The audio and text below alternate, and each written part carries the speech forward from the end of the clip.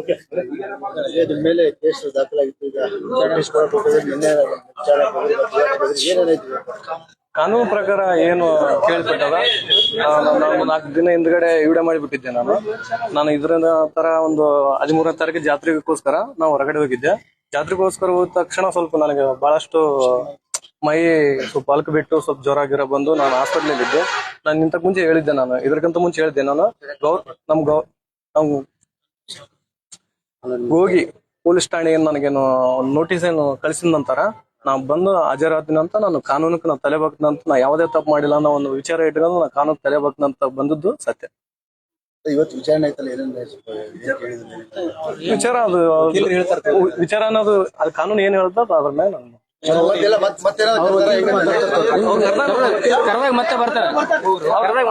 ಖಂಡಿತವಾಗಿ ಬರ್ತೀನಿ. ಸಾಕರು ಖಂಡಿತ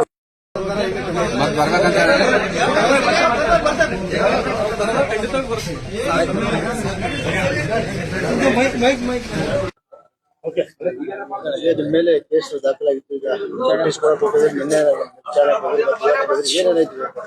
ಕಾನೂನು ಪ್ರಕಾರ ಏನು ಕೇಳ್ಪಟ್ಟದ, ನಾನು 4 ದಿನ ಹಿಂದ್ಗಡೆ ವಿಡಿಯೋ ಮಾಡಿಬಿಟ್ಟಿದ್ದೆ. ನಾನು ಇದ್ರ ತರ ಒಂದು 13ನೇ ತಾರೀಕು ಜಾತ್ರೆಗೋಸ್ಕರ ನಾವು ಹೊರಗಡೆ ಹೋಗಿದ್ದೆ.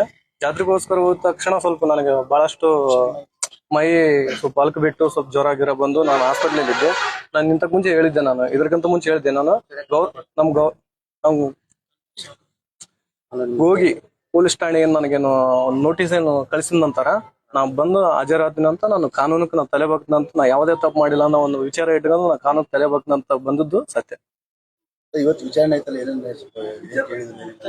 ವಿಚಾರ ಅದು ವಿಚಾರ ಅನ್ನೋದು ಅದು ಕಾನೂನು ಏನ್ ಹೇಳ್ತದ ಅದ್ರ ಮೇಲೆ ನಾನು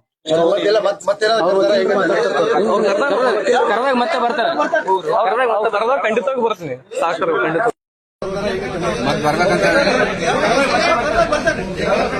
ಖಂಡಿತವಾಗಿ ಬರ್ತೀನಿ.